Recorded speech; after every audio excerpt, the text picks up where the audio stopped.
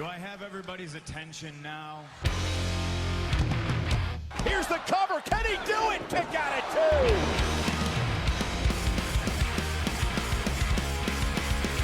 Oh, a little bit of the bubbly. Get one of these in. I'm JB, And I'm PK. and this is an episode of Kick Out at 2. This is the Triple H episode, which we decided to do because, well, two reasons. One, he's hung up his boots. He's actually hung up his boots when the time of recording this. It's been a few weeks now. Yeah, yeah. So whenever you listen to this, I don't know, and when we release it, I'm not sure. We record these, and we don't just record them, then release them. We're recording these and then releasing them as a season. So it's hard to know what's happened since then. But as far as we know, he's put his boots in the ring properly and walked away. And not many people have been talking about it. And we've done this episode before, but the recording was so poor because the mic failed that we couldn't use it. And two, you actually felt like you were underprepared. Very much so. Which I think is ironic because I said to you, why is no one talking about Triple H retiring? And you argue back, well, no one needed him to say it. We kind of all assumed it. And I was like, yeah, but it's like no one cares and respects him enough that he should get all this. By the end of the podcast, you understood that, I think. But I think you understand this so much that you went, shit, I didn't respect him enough to actually look up why I should be talking about this. Yeah. So I feel like, have you garnered some... Yeah, I've done more, bit of a deep dive on some of the matches that I chose last time. Hmm. It was matches that I kind of remembered that I was just like, oh, it was good, that. And, like, couldn't remember why. So I've gone back, rewatched them, and gone, that's why. Sounds. So, yeah. I've got random More little prepared. sprinkle... Well, I probably did a really good job. I think I said everything I wanted to say on that one. And then you were like, it's ruined now, the recording. Yeah. And I was like, it's no worries, I'll do it again. And I've left my book at home, so if I don't sound... You've got to make up for me now. This is all on you, no pressure. I've got some things I can talk about, and I've got stuff up here, but I'm looking to you and your fucking notes. I've got some notes, and then I've also got a random page in this book that just says Go on. Doug jokes. And I have no idea why, but there's a couple of duck jokes in there. Like, I've just picked up this, and I was just Is like, actually yeah, it'll duck do. jokes written down, or is it to warn you they're coming? I don't know, but it's quite in large font. It just says duck jokes, and it just says two ducks walk into a bar. You think one of them would have noticed it? And what do you call a crazy duck? Go on. Quackers. I don't know when I written, why or when I wrote that down. And you can't even blame, like...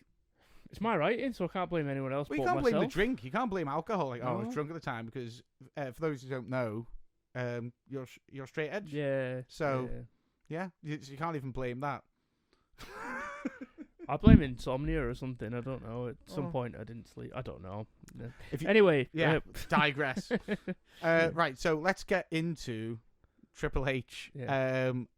And pick our favorite matches and matches and moments and stuff. I would like you to start this time, please. 'cause Right, I I'll start this time, Yeah. and easily my favourite match Go would on. be... Actually, no, we'll save that one. Okay. We'll save that one. All right. I want to start at the beginning with Triple H versus Buck Zumoff in his debut. Yeah, you said this last time. I still fucking haven't gone back to rewatch it. Honestly, it's not great. I But remember. I thought, we'll start at the beginning, and he comes out to his Ode to Joy music, and he's just like, I hate this person already. But that's the point. But that's the whole point. And it's like, I know he's not posh just by looking at him. Yeah, it's just, was it what, when did he debut? 95, 96? Let's have a look. This is when, I feel like it's 95. Yeah, 95. Yeah, I put So, 95. 95, truly WWF's worst year in the 90s. Because You'll know about that because you've gone back and watched it. I know about that from just watching it and not doing any research. I just watched it and was like, this is the worst year I've watched yet. And I've watched 93, 94, 95, and I was like, this is fucking garbage. And then I've obviously gone back and read stuff about it, and everyone says, yeah, it was truly a terrible year. They didn't know what they were doing. They get someone like Triple H in, and book him as this really posh. Your microphone is gonna fucking fall. So we've got we are proper noobs at this. We've got a new microphone set up, and yeah, that needs screwing on a lot better. No, righty tighty. Are you righty tightying? I feel like you're. You okay? Yeah, I'm fine. Just like that was like 1995 for WWF. Oh, that was terrible. Tightest round 2. Jesus. No, that was. Oh, if you want to talk about bad entrances, Shockmaster. It's funny how you went straight. So, do you know the story behind that? I know some of the story. I know that. Go. Well, do you know why he fell through like he did? So yeah, someone was a Jim Cornette put the 2x4 there for the stage, but in the rehearsals it was never there. It wasn't there, so in the rehearsals he went through, but you could tell it was all paper because at the bottom it kind of ripped and it just looked rubbish. Yeah. So they wanted more sort of like an explosion. Like he's burst through a wall. He's burst through a wall, so like the bottom bit of the wall's not going to pop out. Yeah. So like, right, we need to sort the bottom bit out. So they did that. So but didn't tell him. Yeah. So he goes through and then just go. But not only smack didn't on tell his him, face. but then also gave him a mask where you can't see out of it because they've spray painted glitter all over the eyes nearly, and it's so bad that I keep laughing thinking about it. Oh, Right, we're so nearly 10 minutes in, and we're talking about we've Shockmaster and not Triple H. right. Yeah, sorry. I don't remember this match, so that says a lot about it. But yeah, if he's introduced in 1995 as this posh, silver-spooned, hoity-toity. He has the worst fake posh accent. Like, he's trying. He is, God love him, he's trying. And he has to do that horrible bow that he does. And I don't know how he did it for so long and kept at it. Probably the best bit of the match, the funniest bit of the match, is JR saying, "Oh, he's a true blood," and then making, basically instead of just ignoring that comment, going, no, blue blood. They covered it up very quickly, thinking they covered it up, but it made more of an emphasis on the fact that it's true blood and made him sound right wing. Yeah, made him sound kind of like. But if we hadn't had Hunter Hearst Helmsley, we wouldn't have Triple H because that was the whole point. Shorten his name down. I can't remember Triple H's saying. I know it's Paul Levenscular, something like that. So I understand why they changed it, but oh god, why have they? Do you know? Or just Hunter something. Well, Hunter Helmsley. There's even that. I mean, Hunter is a good name considering how shit the gimmick was. Yeah. But there's a kind of like no. So people say Shawn Michaels called him Triple H because he couldn't be bothered saying Hunter Hearst Helmsley, so we call him Triple H. But Sunny claims that she came up with it, and that Shawn Michaels copied her. Well, going down the True Blood line, like you could have called it the HHH. Why? Oh God! Oh, I've just done yeah. Oh, brilliant! Yeah, Triple K. Should we call them that? Triple K. Oh God! Right. But she said she saw him stood next to Jeff Jarrett, and went, "Hey, it's Double J and Triple H." See that makes sense. That does make sense. Yeah. But at the same time, I can genuinely see Shawn Michaels going, "I can't be arsed saying your name, Triple H." I don't know all that much about Shawn Michaels in terms of personality, so I know that sounds a weird thing to say, but you know when you watch a lot of wrestlers, you kind of understand what they're like in terms of DX. He is the good thing about DX is like that's what them being them. Yeah. So that's that was his personality then, I should say, because he's a happily married man with kids now, I think. So I don't think he's anything like he was then, personality-wise. But yeah, you just want to see DX with Shawn Michaels was just Shawn Michaels. Sorry, but okay, that was a. I know why you picked it. It's still an odd match for you to put. Well, I just thought I'd start at the beginning. Okay. You can't. As much as Triple H was a badass, you've got to acknowledge the fact that he started. Yeah. Yeah, they all start somewhere. Badly. And Ma- with the whole Godwins thing as well. I want to mention that. Oh yeah, because of getting slopped. Some of the promos were pretty funny, so it's Yeah, of him Yeah, like at vignettes. the pig farm going, I Yeah. can't believe you disgustingly live here. yeah. And then he would go on the colour commentary and just while the Godwins was wrestling, go, look at him, he's so filthy, he's a pig. And I'm going, you are struggling to keep that accent up. Yeah. You shouldn't be putting colour commentary. It was more the him trying to play the character that was more. It's funny. It's funny how he evolved naturally out of it. Pairing with Sean kind of brings him in, and he doesn't speak much. Sean does most of the talking, which makes you forget about the accent. And then he acts more like a cheeky rich boy Yeah. after that, and then so like having a bit of fun, like, oh yeah, let's tell them to suck it, and it's actually believable rather than have to do a fucking U-turn. Yeah. So credit Going, to that never existed. So credit to Shawn Michaels, because I think Mick Foley says the people with the shortest memories are wrestling fans, because That you is true. just get away with murder sometimes. But that's one of them, just somehow rewriting Triple H from being this da person into literally the leader of DX a few years later, Yeah. telling everyone to No, let's no, get ready not to years, months. It was years.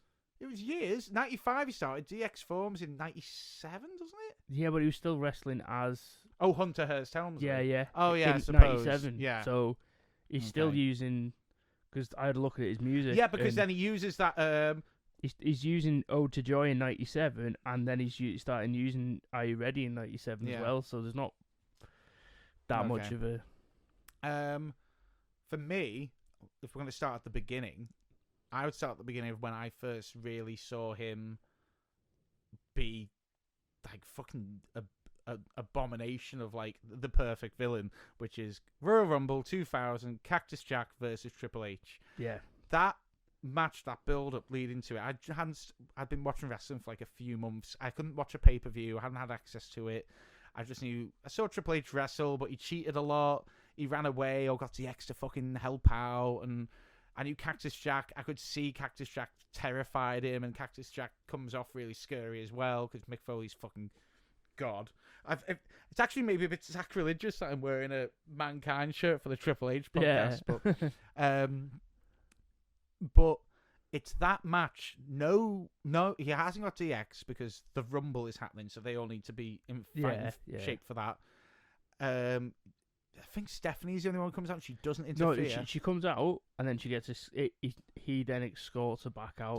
Does he? Yeah, 'cause So it's like no one, because it's going to be one of their matches. You know it's a serious match when there's no one at the side of the ring. You know it's going to get messy. That's what made me think. I was like, oh, this is interesting. I finally get to watch a pay-per-view, and I'm watching this, and I'm going, this is interesting. So he's actually... this was on Channel 4. Yeah, that's maybe why I watched it. Yeah. And I'm watching thinking, okay, he's going to try and take Cactus Jack on his own. Good luck, pal.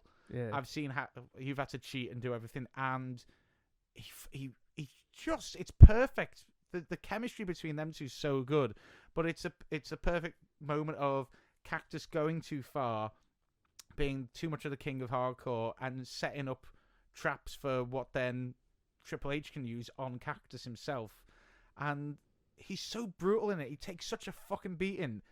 And it was at that point Triple H turned from just being a villain who got away with things like to actually being, fuck, this guy's a threat. The game. The game.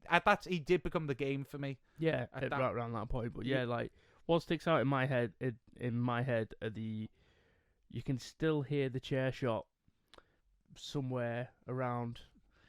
Echoing now. Yeah, because it was that sort of that stuck in my head where he gets smashes face on. He leans into it forward because he's handcuffed. So there's no, yeah, you just got to grin and bear it. But locking it, yeah. But even like when other wrestlers are handcuffed, I think they say characters then. When other you are playing video games far too much.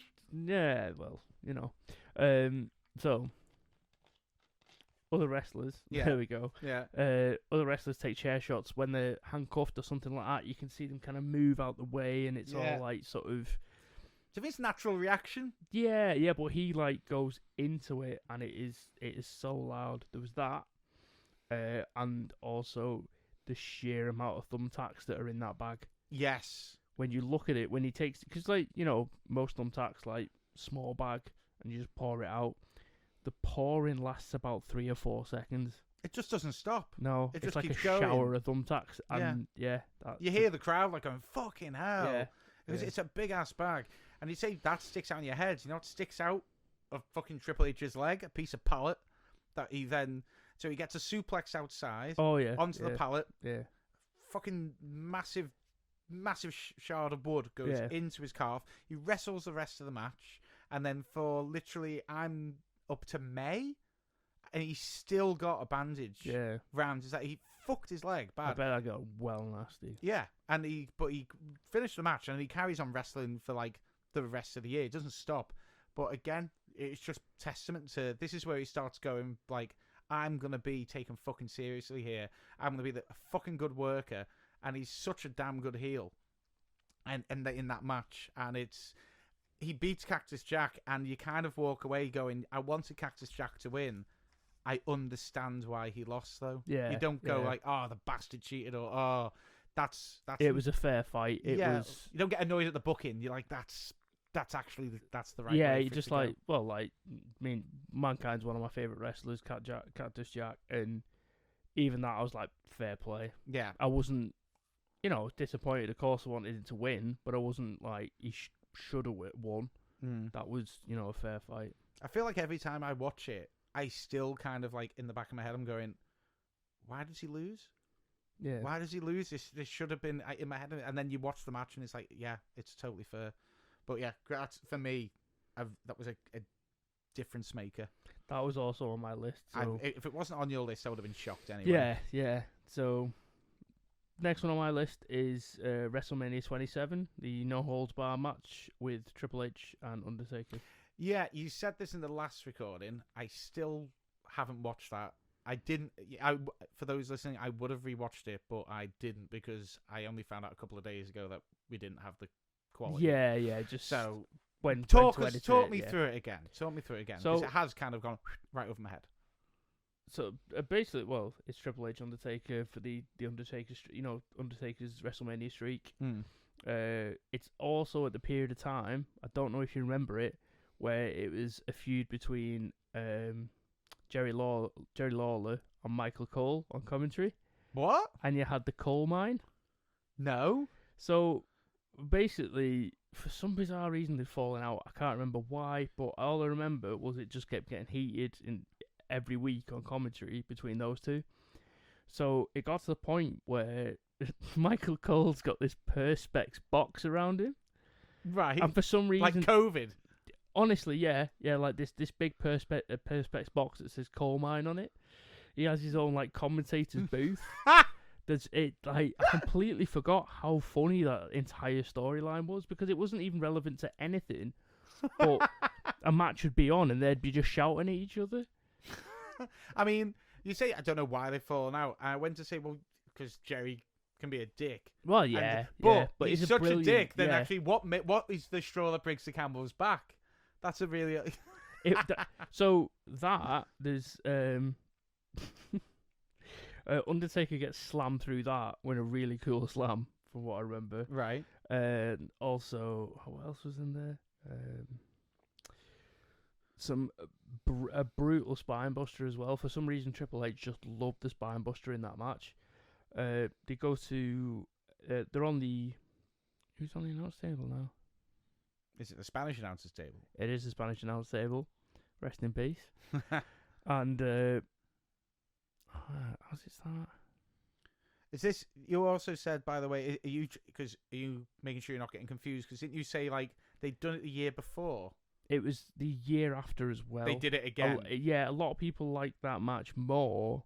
But you preferred 27 over 28. But I prefer this one because Triple H was Yeah, Triple H loses. Yeah. Because the streak, we know the streak continues. But it was one of those matches where you're like, he's gonna lose it. He's gonna lose it. Oh yeah, because you said it's Triple H heavy. You said like he's owning Undertaker. Yeah, literally all the way through. It's a really, like I said, I watched the match again the other day, and it's such a good match. And there's You are blanking. Yeah. The spine buster through the table. Yeah. But how it sets up, the steps are turned over, and he goes to, I think, clothesline him, but in midair spins round, grabs him, and then spine busters through the Spanish announce table. And I was like, how did I not remember that? It was such a good move. And also, Triple H tombstones the Undertaker, but the Undertaker kicks out, and it's Triple H's reaction at that point that is priceless. And you're just like, oh no, what am I gonna do? Because like he literally, shuffles back like he's just seen like someone raised from the dead, and then he goes out, gets the sledgehammer, classic, brings the sledgehammer, but for some bizarre reason it's a baby sledgehammer. So it's the same. It's like, what year is 27? I feel like WrestleMania. I've not wrote down the year. I feel like that's mid 2000s, late mid 2000s. Yeah. Right. Okay. So but if it's after 2005, that's when he started definitely. He still got long hair. It was definitely still trying to be family friendly, Vince, after 2005. So I feel like maybe that's why he got a mini sledgehammer out and not. Yeah. And he goes to hit him with it, but Undertaker gets him in the Hell's Gate.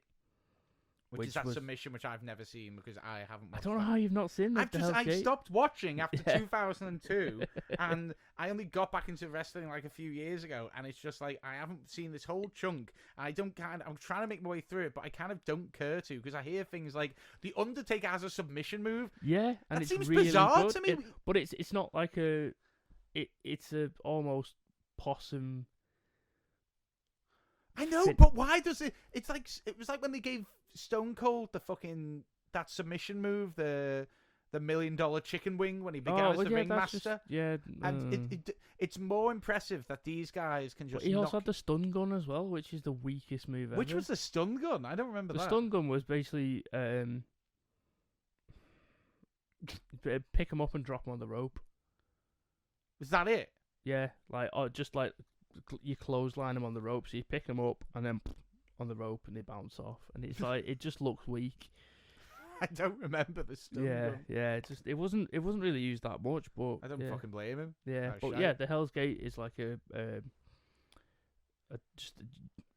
choke on the floor where you've got your basically a foot on your knee and then pulling the neck across the shin, so like the arms through the leg. So in that whole bit, he's trying Triple H is trying to grab the sledgehammer to hit him, and he's there grabbing away. Then he picks it up and lifts it up, and you think, oh, he's gonna knock out, he's gonna hit him, and then his hand goes limp and he drops it. Oh, that's a cool. And moment. then that's how it ends. That's the thing. Triple H is like, he's good at. He's a good worker. I nearly said he's good at putting people over. I don't think that's truly the case because I've heard he has basically said, "Oh, I won't lose to this person" a few times. But like, it was like when Ultimate Warrior came back. Ultimate Warrior was meant to have like a kind of end-to-end match with him on Raw, and instead, Warrior didn't like that. So last minute said, "No, I'm gonna like fucking crush you," squash match. Yeah. And it was like, okay. And Triple H just went. They didn't want to do it, and Triple H went, "No. If it means he gets out there, I'll sell it. We'll do it. I'll take it." And then midway through like this 3-minute match, Triple H gets a pedigree, slams him down, and I think the agreement was that at least if I do the pedigree, he then like kicks out, and I'm like shocked, and I'm like, yeah, and like that. Sell But no, he fucking pedigrees him, and before Triple H can even get up off the floor from the pedigree, he sells it. Warrior just gets up. And then but then Triple H sells that and is like, "What? Oh my god!" like that. Yeah. But apparently, got in loads of trouble for that because like you just undermined his entire finishing move. Yeah. So if you can do that, why can't other wrestlers do that? Because Warrior was a dick. Yeah, but again, it's a legend, isn't it? I know what you mean. It is a dick move. I'm not saying that, that's a good thing to do. But because it's him. It's like this is a legend. I'm not a Warrior fan. Yeah, no, I'm not really, but no, you're a Triple H fan because you've actually got the game tattooed on your knuckles. What? Press start. Actually, you're going to show that now. It says game over. No, game over. It says game over, but technically you've got a game tattoo, so I'm taking that. Yeah, but that could be the rap of the game. It could be, but it isn't. It's Triple H. No, it's not. It's not. No, it's not him either. Oh, I'm gonna go with for my next match. I'm gonna go with, and it is a period of time where he was just like a fucking boss with Triple H. The Iron Man match with The Rock, which I think was the same year. I think that was 2000 as well, as the Rumble. And there's only been one Iron Man match before. Shawn Michaels and Bret Hart, 1 hour. There was no pinfalls, no submissions. Goes into literally extra time, and Shawn Michaels, I think, super kicks Bret and wins.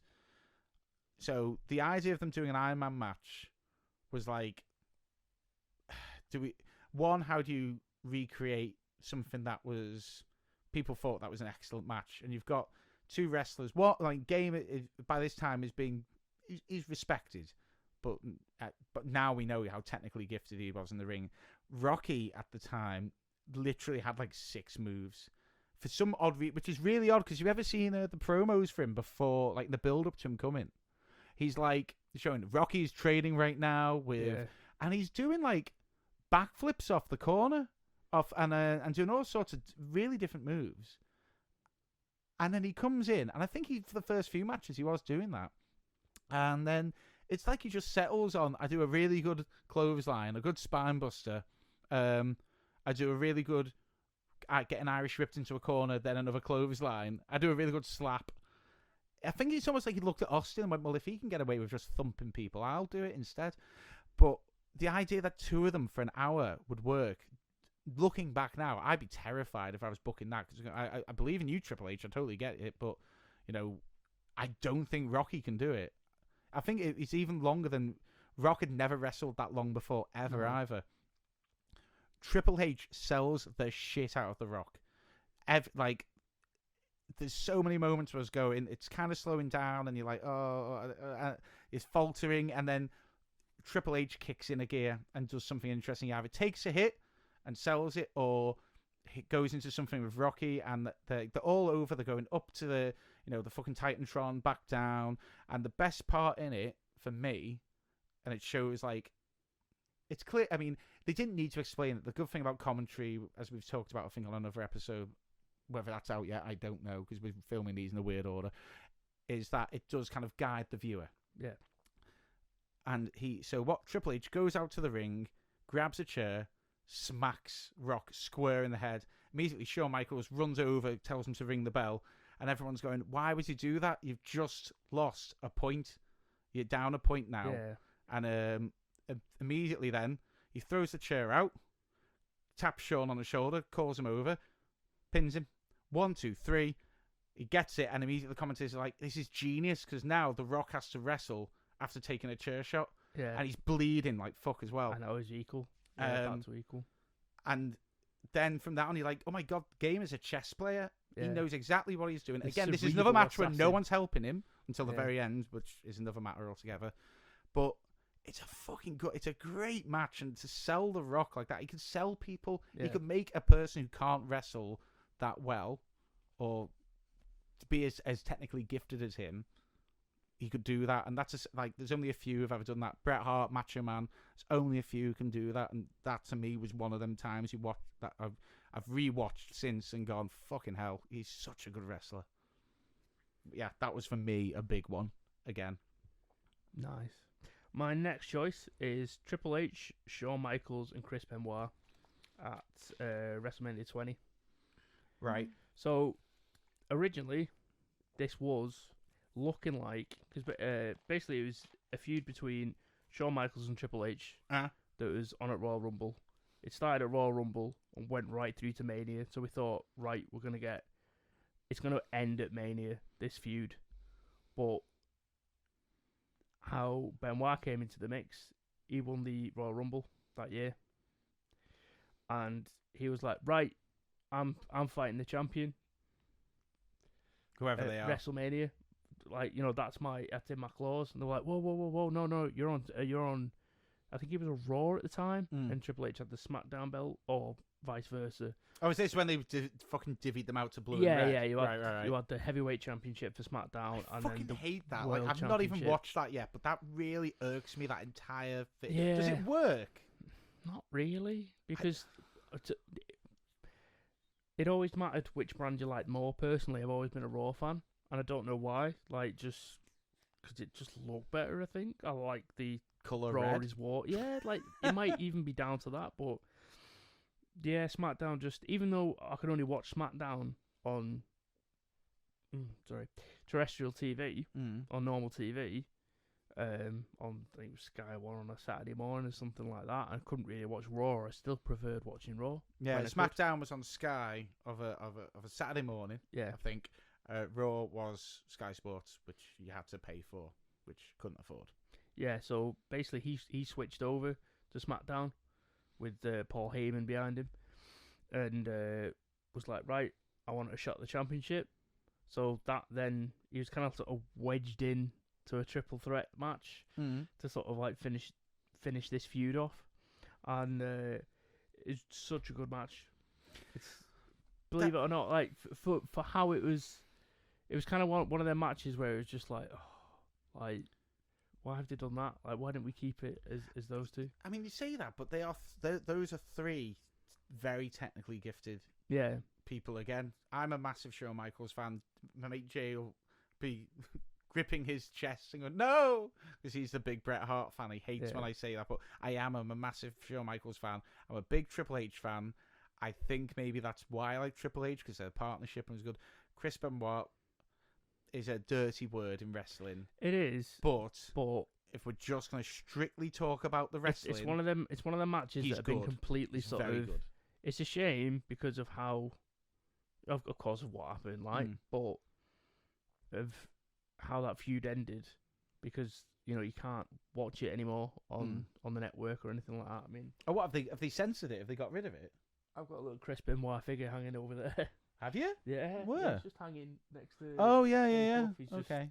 Yeah, Oh.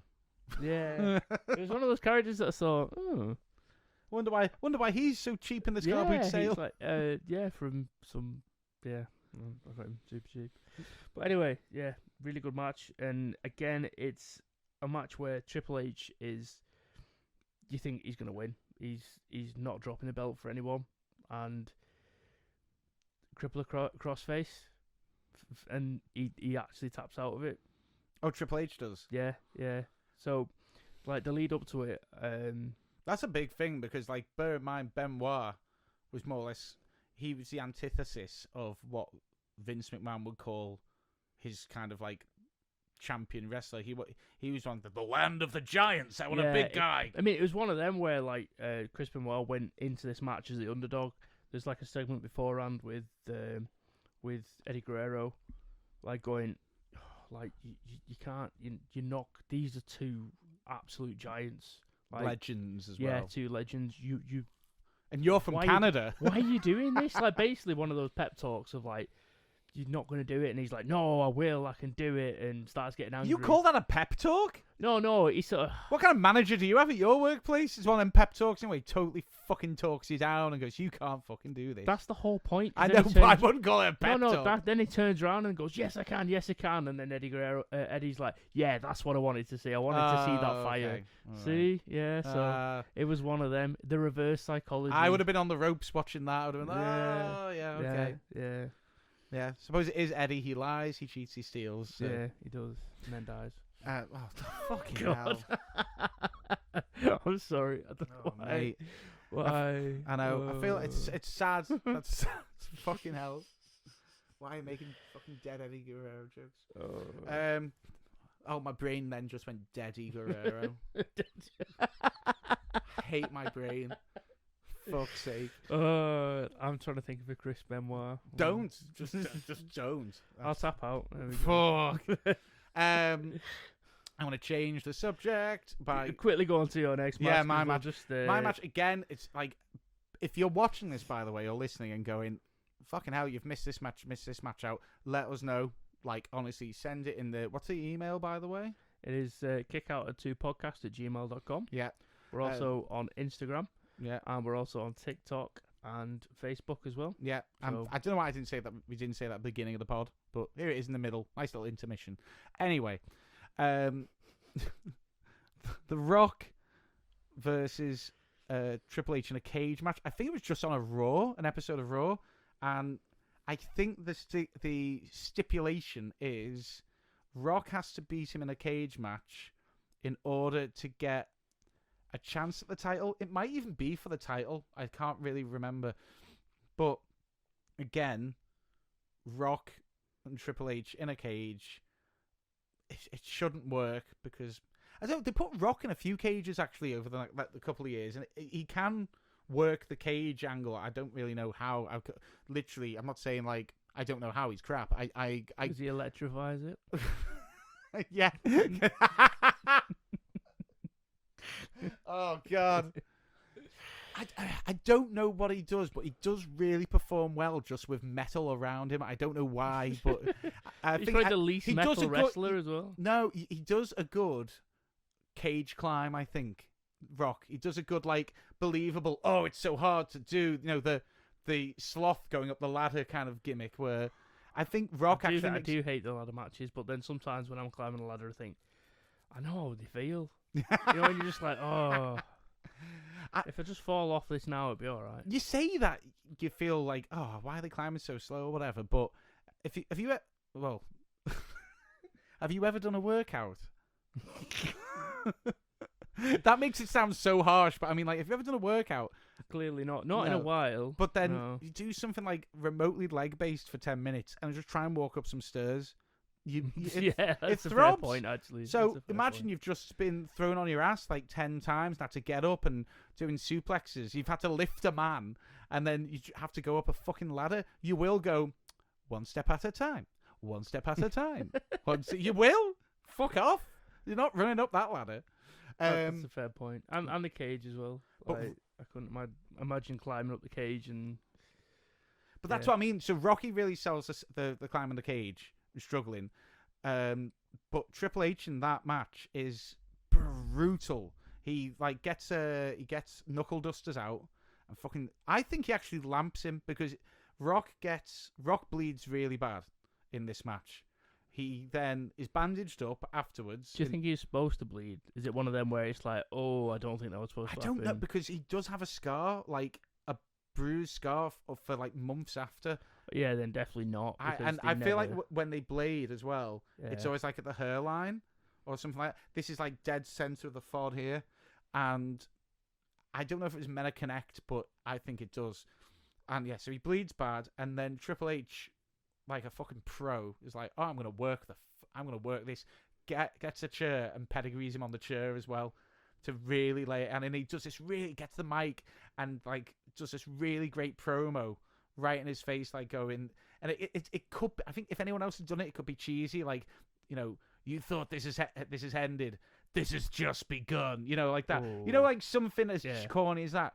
But with Rock bleeding out, and after seeing how brutal he's been, it doesn't resonate as cheesy. It comes off as fucking threatening. Yeah, and it is again the game. It is weird how he is one of the most at the time one of the most brutal wrestlers, and he gets more swole every fucking time he walks out. He gets more like that's a word. Swole. Yeah. He just seems to just get bigger and more menacing every time. And even though he still kind of plays a little bit Ric Flair, like kind of like no, stay away like that, and plays a little bit cowardly sometimes. You always just think because he's more like he's Batman not prepared, but then when he is prepared, he's fucking dangerous. And that's another great match because he is prepared. He's going to go in a cage with The Rock, and he's fully prepared for it in every way. That's my last one, by the way, because I forgot my notebook, so it's all on you now, Burrett. Right. Well, as the way this podcast is going, I'm going for probably a match that I just found absolutely hilarious that probably shouldn't have happened. Go on. It was DX or Shawn Michaels and Triple H versus Brothers of Destruction at the Crown Jewels. Is this in the UK? No, this is in Saudi Arabia. Oh, I've never seen this one. Only a few years ago. A few years ago? A few years ago, yeah. Hold on. Shawn Michaels has a shaved head. Yeah. Kane's, a mayor, and... Why are you picking matches that make you do this? Because it's hilarious. It's a funny match. Like you watch it and funny? go, why? Because there's one bit where Undertaker and Triple H are outside the ring, And Undertaker, no, Triple H goes to Irish Whip. Hold on. Yeah, Triple H goes to Irish Whip Undertaker, but Undertaker starts going the other way, and he goes, no, this way, Taker, and then spins him round slightly, then throws him, and it's just like, oh no, that was right in front of the camera and the edit as well. Oh, it's like badly botched. Oh yeah, it's not as bad as Goldberg versus Bray Wyatt, if you've ever seen that match. No, I don't want to. That's awful. I don't know if that might have been the same event. If it was, that's really bad. I feel like these events, they pay a shitload of money. Like, you know, we want to see Kane, we want to see Undertaker. It was kind of a Legends match for, you know, because they don't go over to.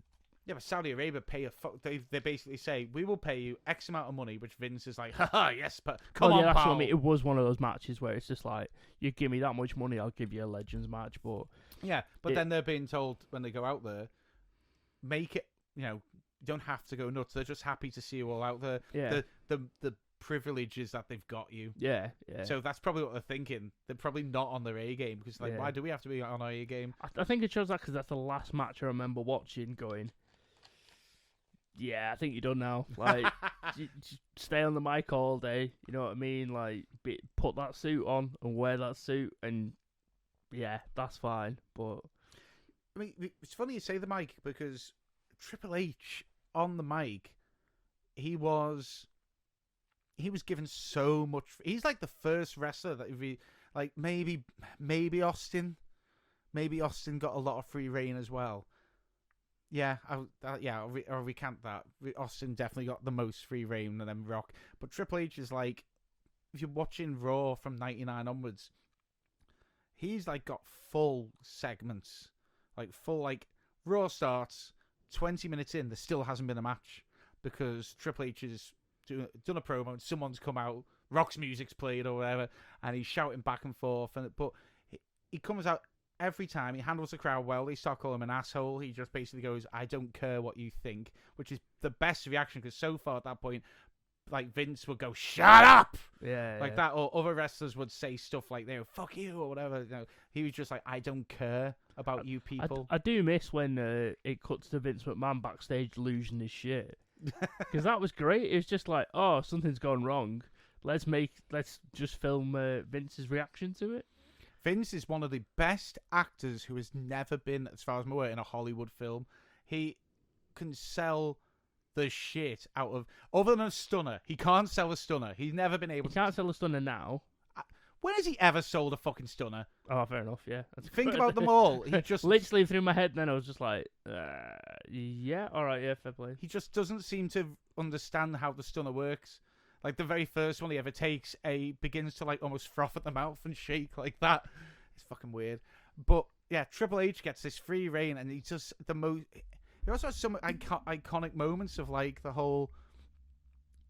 Let's get ready to suck it! Like that. And what's really funny is, that doesn't even sound great. He has not, like, got the voice of, like, Mean Gene or anything and can carry it. But... the confidence is in because he's getting the crowd involved. Because I think, doesn't he, like, says, are you ready tonight? And I go, I said, are you ready tonight? And then he gets them involved. They became his voice, and his promo skills are they're very, very good. Very high. Like, is there anyone like that now? I feel like that's a bit of a problem. I don't watch any modern wrestling WWE wise, but is there anyone like that now? Again, I'm not. I have to admit, I'm more AEW, just because. That's what I mean. I feel like MJF is kind of almost at that point where, because he comes out, he's gonna get booed. He doesn't care really. Very rarely cracks unless, like, he's pushed. Yeah. But then he does. He's more, like, harsh on the crowd. Like, he'll insult everyone there. Yeah, but whereas Triple H sticks to this kind of character of, I am the game. Yeah. It's weird because MJF is like, I'm better than you. Yeah. Triple H is like, I am the best, and I deserve it.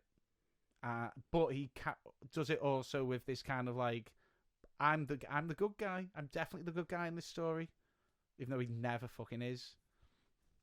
But yeah, I just thought I haven't got a match to use, so I thought I'd throw that out there. That's fine.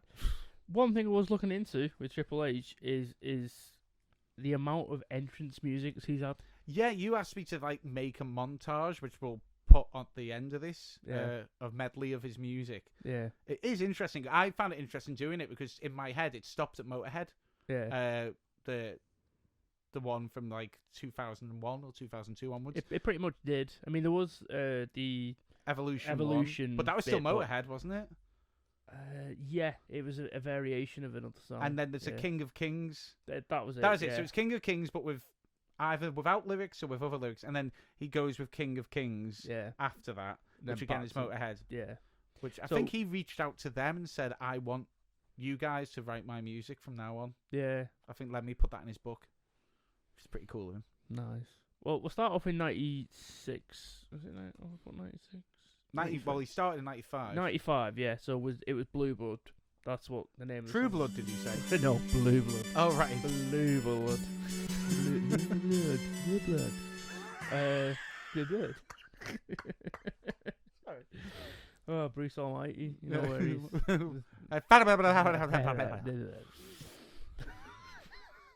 So yeah, the first song, Blue Blood, 96. That's just like a classical piece. Mm. Then 97 bumps it up a bit and goes to Ode to Joy. I Starts using love that. the Ode to Joy one because it You reminds love classical music for some reason. I do love classical music, but I'm not saying I don't, but you love classical music in wrestling. yeah, because I think it cuts through all the like generic like, oh, you know what sounds good, and just picture it's someone going, I'd like a guitar in this, and I just picture Hulk Hogan going da da da da da da da da, and it's actually aging really badly, like from the moment it's coming out the speakers for the Yeah. first time. It's already aged. But classical music has been around for 100, and there's a reason. These songs are timeless, and if you can put them right to something. So when he comes out, that music I think was also associated right then with like chaos. There would be like, it was used like, I'm sure, I don't know if it's a Macaulay Culkin moment, or I know Everybody Loves Raymond heavily used that music to show the chaos of like the parents coming. Have you ever watched Everybody Loves Raymond? No. It's about a guy who lives across. I know what it is. A guy lives I've across the seen road it, from but his I don't parents. Watch it. Yeah, but when the parents are walking over, as the chaos ensues of him trying to get everybody to hide and lock the door in the opening credits, that music would play. So What, I think Ode to Joy? yeah. So I think they used it. Yeah, I know. I can. So when it comes on, he is chaos almost. This like he's gone from being like ba ba ba ba da ba ba to I am going to cause havoc right now because he had China, so he was going to probably cheat and lie and do something to get the win. So I like that music a lot. But yeah, you're right. It's because it's classical as well. So in the same year of 97, it moved on to Are You Ready? Which is like that then becomes classic DX. Yeah. Triple H. Although there's technically this little crossover where I think it was called Brain Damage. Higher Brain Pattern. High Brain Pattern. Is that what comes next? Not yet. No, you've got Corporate Player, Yeah. Oh, that was awful. where that didn't last very long. I don't think I even included it in the montage because I remember when it first happened. I went, I do not remember this, and then like 3 episodes later, it's gone. Yeah, it didn't. That didn't last very long. But then Higher Brain Pattern. That's what came in next. Which is essentially Are You Ready, but Slightly different. different. But it is. What you don't realise is that they actually have the same song and then just slightly remix it. You're like, oh, yeah, it is. They're pretty much the same. They just renamed it. Have you seen the band before? It's not WrestleMania. I can't remember the pay-per-view, but they've been using the Are You Ready? DX are just really getting quite big. So they decided to have the band perform it as they come out. But this is like 1990. What year have you got? The 97 maybe? 99. 99. Yeah. 99. I feel like... Is that for Are You Ready or Higher Brain? Both. Well, Corporate Player and Higher Brain Pattern are both 99. Must be 99 then. So Yeah. it comes out for 99 to them playing it. But it's like when you start a band when you're younger and someone goes, "Oh, do you want to play my local festival?" Yeah. You get there and you realise that no one knows how a festival works. No one knows the instruments that you need. Although, like, my mate once went to a festival that was being booked in Southport I mean, he said it was a good job when I got there because they went through everything, and at the end, when does anyone got any questions? He went, "Yeah, you haven't explained yet where you're getting the electricity from." I went, "What do you mean? Don't the amps come with batteries?" And he says it was lucky I was there because they haven't even thought of using a generator. Oh no! Right. So it's like that badly organised because you want him to come on to like, degeneration, Yeah. but it just comes off like like when you first see a band open trying to play Damn It, it's like Slight tangent, but speaking of bad covers, have you seen the Rage Against the Machine "Killing in the Name of" cover by the sort of like a high school band, like they're only kids. Are you laughing at children? I always, but that's not the point. They're that skilled that they're playing the song all separately at slightly different times. Oh, that's even worse. So, as us both being musicians as well, it's very difficult to not play in time with each other. Yeah. Even I'm fair enough, slightly out of time, but when you actually consistently out of time, it's actually harder to do. Completely playing something wrong, not even. You listen to it and think, that's really, no. After about 3 or 4 seconds, you're like, no, I need to turn that off. But it's really funny. But it's really janky and jangly and tinny and horrible, and I think you can see like they definitely never do it again. Yeah. They never ask that band to come back and do it again. Have you seen the one? I know it's still slightly going off, but with Randy Orton when they have I've I heard Hear Voices. of this. The problem is the band don't stop. That was So it. it sounds fine. The band sound good. He's coming down. I think it was a WrestleMania. I'm not sure. So he's coming down, and then he does his pose. He leans back on the ring post and gets in the middle of the ring like, I'm done. But then the band are still playing. So he sort of stands and like looks at them, and then does the ring post thing again, and then it's like, that's the sign to shut up. And then all of a sudden they just kind of go like,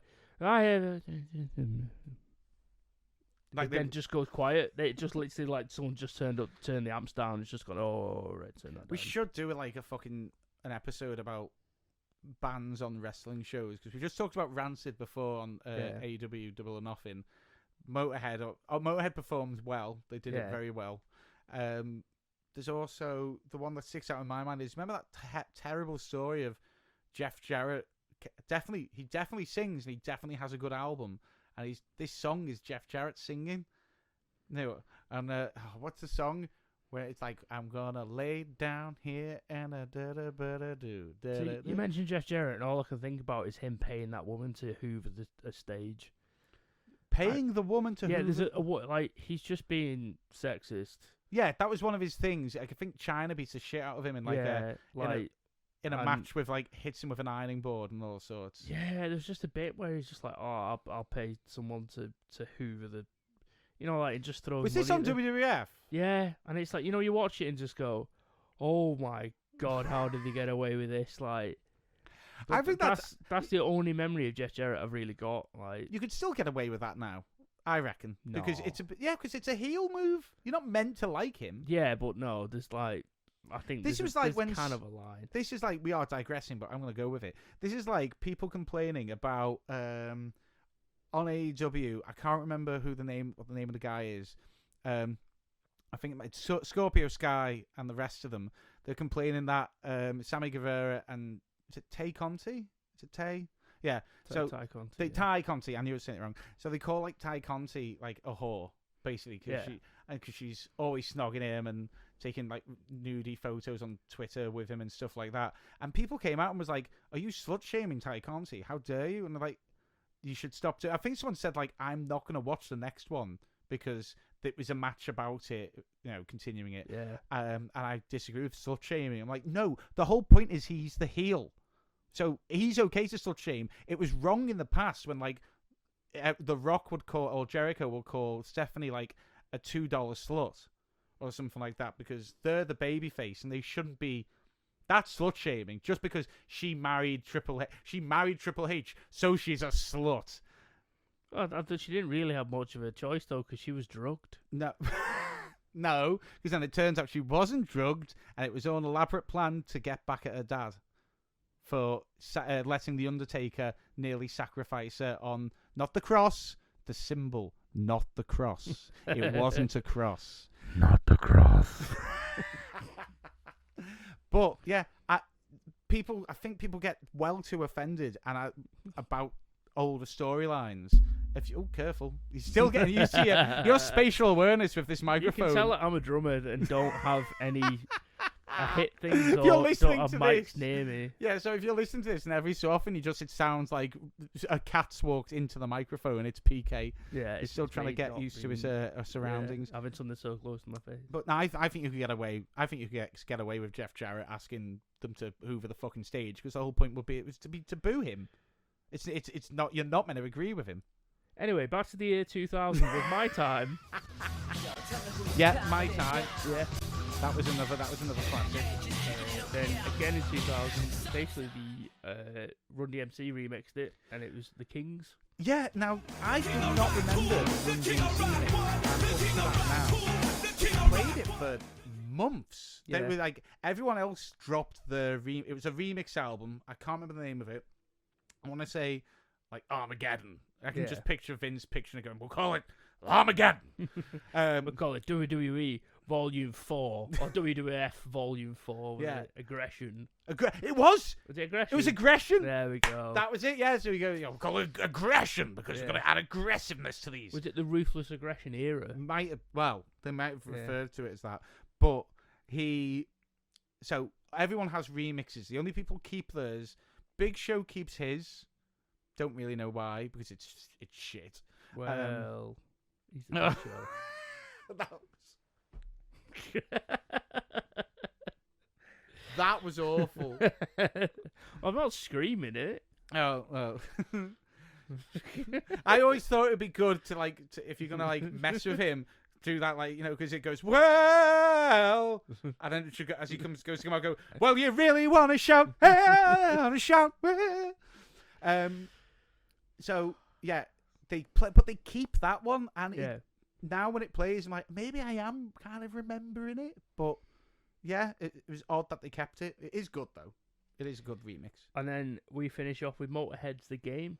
Yeah, 2004. Pretty much now until what was present day, he's stuck with that. Only Motorhead can get away with writing a song called The Game and about playing the game and it not sound cheesy, in my opinion, because Motorhead and have a cheesy laugh in it. Yeah.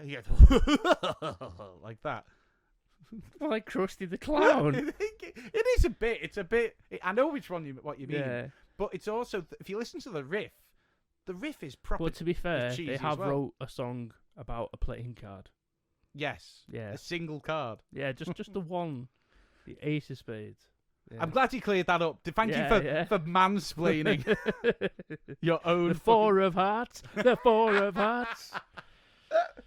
Yeah. No, it is just like a really simple riff of just like dum dum na na dum dum na na dum dum na na, but fuck, it's so good. It's such a, and he kept that one for years, and like you said, he has used Motorhead ever since. Good, like I said, more or less on his own, not used like the Evolution stable or anything like that. With singles matches, he used that up until pretty much. Oh, did he? So what was the King of Kings one? I thought the King of Kings was the one he was using. Bear in mind, again, we're talking about an era that I've not watched, but when I was doing that medley, I found that one, and it did appear that that was the one he was using to come out to, but I don't know if it was for matches or is this when he's in the? Is that like his Vince McMahon? Yeah, I think that's his GM music rather than his wrestling music. Should we talk a little bit, because we didn't talk about last time? I want to talk about this. I want to talk a bit about his legacy. He's a very brave man, in my opinion. Okay. It's not as sincere as it sounds. You thought I was going to get proper totes emotion then, maybe, or something. I think it's mad that not only do you go up to your boss and go, you got to drop gimmicks, You got to drop this. I'm gonna do your daughter. And and then you date his daughter. Bear in mind, if you are dating her and it doesn't work out, you are getting buried. You are He's also known for being a bit of a dick anyway, and for getting around. I think there was reason they had him come out with girls all the time in that very first, because he was a bit of a player. So if this does not work out, because that was the other thing, he was with China, and then I didn't know this. He cheated on China with Stephanie. He cheated on China doesn't seem like one of the people you want to cheat on. Right? Or do you want to be Stephanie McMahon in that position and go, okay, Hunt? Oh yeah, to be fair, I'd be more scared being Stephanie McMahon. Yeah, right. So She-Hulk. And then that's why they didn't really utilize China much after that. They kind of kept her mid, which was a shame. Maybe we'll do that on another episode. But I think it's mad to have the confidence to be like, this'll work. I do like this girl enough to I'm gonna risk it all. And then they've been together ever since. He's now gonna probably in some way inherit part of that empire when Vince passes, which, bear in mind, would have probably just gone to just Shane and Steph. So they've also had to accept now that she's back down for a little while. Has she? Yeah, Stephanie, because she's it doesn't go into detail why, but I think she's just, she's been in her entire life, so I think she's just taking a step back for a little bit. And if he's retiring as well, maybe it's just like we get some time together and time off. Maybe. And Shane's been kind of kicked out, actually. At the time of recording this, there was, what was it, WrestleMania just gone. He kind of put himself too much over in the Rumble, and it pissed off everyone backstage. So he basically had the feedback that, you're trying to put yourself into too much. Yeah. Pull out. He didn't want to do that, creative differences, and he's not been fired, I don't think, but it's like he's been told to just, you're not go away for a while. We're still gonna pay you, but don't come to any events. Don't do anything. I heard that Triple H then started. Did he start NXT, or he was part of the creative minds that kept it going? I don't. Again, this shows like you're seeing our knowledge here. We're not claiming to be experts. My point is, he was really a big player in NXT. Yeah. So because he was, I think William Regal as well. Yeah, because he was so confident in the WWE New product talent, not being correct. Yeah. Is the way I'll word it, and that they were missing out on opportunities. So he did NXT. Because it was kind of like the evolution of Tough Enough, wasn't it? Because you had Tough Enough, which was like the reality TV show of wrestling, and they were like, this isn't working anymore. No. Like, this is awful. So then NXT was actually, it worked. It was good. But it's still on now. Yeah, when I did watch WWE for 2 or 3 years, I think it was, before I got into AEW, I preferred watching NXT. Because that was at the time when I started going to more like indie promotions and stuff like that, and I'm like, whoa, this is more high flyers, more interesting, kind of more grounded. The audience seem like wrestling fans rather than WWE Universe fans. Yeah. It's like when because we've been to a few wrestling shows. When we've been to the WWE show, was it a Raw show? Or I think it was just a house show. It was just a house show in Liverpool. But we were like the oldest people who didn't have kids there. Yeah. So it felt a bit weird. But the audience for NXT is more of an indie audience. Yeah. Well, it's like how we've said before about the difference of why AEW works at the moment is because everyone's going as a proper wrestling fan. So they chant, they want the match to be good, they want the product to be good. Yeah. So they're all in for it. Whereas if you watch like WWE at the height of its power, like in the early 2000s, but it's like they can put one of their stars on the cover of a magazine, like BBC magazine, and everyone knows who that is, even people who don't watch wrestling. It's so popular, people are going, and they're not into wrestling, so if they don't like it, they'll either boo or not do anything or go boring, and it's kind of like it's a toxic environment. Yeah, like that's. I'd rather people just go for a piss than shout boring, because it's like you've just killed the match that could have been good. Yeah, it's rude. Although the only time I have agreed with it was I did watch there was a SmackDown where Viscera versus Crash Holly, as amazing as it sounds, just doesn't work at all. Crash can't do anything with Viscera because he's too big. Viscera can't do anything with Crash because he can't physically catch him or whatever, and it's just really this awkward thing, and the crowd start shouting boring. Yeah, if and there's nothing on the match. There's no story to it. No creativity. It's just a random. It's almost like a joke. It should be a house show match. Yeah, dark match didn't need to be on. But again, we're digressing a bit.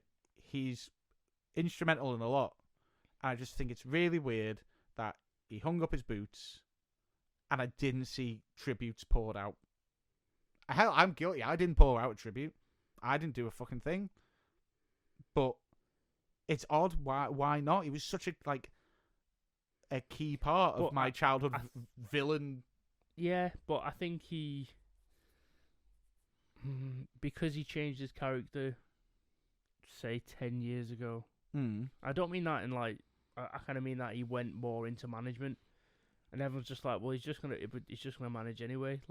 Like I said, more the fact that everyone thought he'd already retired. It wasn't like Undertaker, where you don't see him for a year or 2 years. Or where Cody joked, Cody teased, I'm going to hang my boots up soon. And everyone's like, fucking what? Yeah. It's like, it was kind of like, oh, well, yeah, but you're still going to be here in a couple of weeks. He's not gone. He's still there, but just not as a wrestler. So I think that's why he did. He's one of my favourite gifs as well. Yeah. Yeah. There's, the one where he's getting dragged away in his suit going, fucking shouting at the ring. Right, a gif? Oh, GIF. Right. What did you think gift? With a T on the end. And I'm like, why? Because it's a game. And he gives you a gift. No, gif, the granddad I'd fuck. I thought you meant an anime. I'm not doing well today. Animated picture. Yeah, no, he is. That's what I do mean. No, so the bit where he's getting dragged away, pointing and screaming in his suit at the ring, I use that whenever someone says a statement I disagree with. Yeah, that's what I use because it's. I just use the Daniel Bryan yes. What when you disagree with a statement? Yes. Yeah. Oh, he also does no as well. He does do no, to be fair. But yeah, Triple H for me, legacy will be the heel, the most believable, threatening heel of my teenage years. I genuinely, I liked him as much as I hated him, which was a mad feeling to have, and I respect him now to this day, and that's why I wanted to do this episode.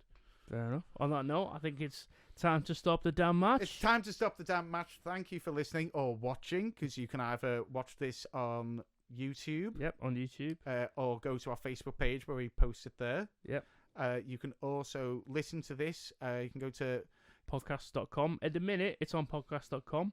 Once I've got everything sorted out with the Spotify and Apple Music, I'll upload everything onto there. So at the time of listening to this, you might just check out Spotify, search for Kick Out at 2, or follow the links on our socials, go to at Kick Out at 2 on Instagram or something, and find it'll probably be there by the time, honestly, you're listening to this, because it's only going to be a couple of weeks in it.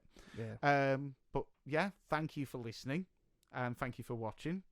And that's so I said, if you want to email in, it's kickout2 podcast@gmail.com.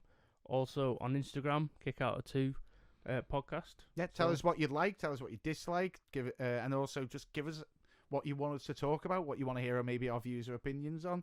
Like I said, this is not a show where we're going to talk about the cold hard facts and educate you. It is just me and PK tag teaming our weird ass opinions about wrestling.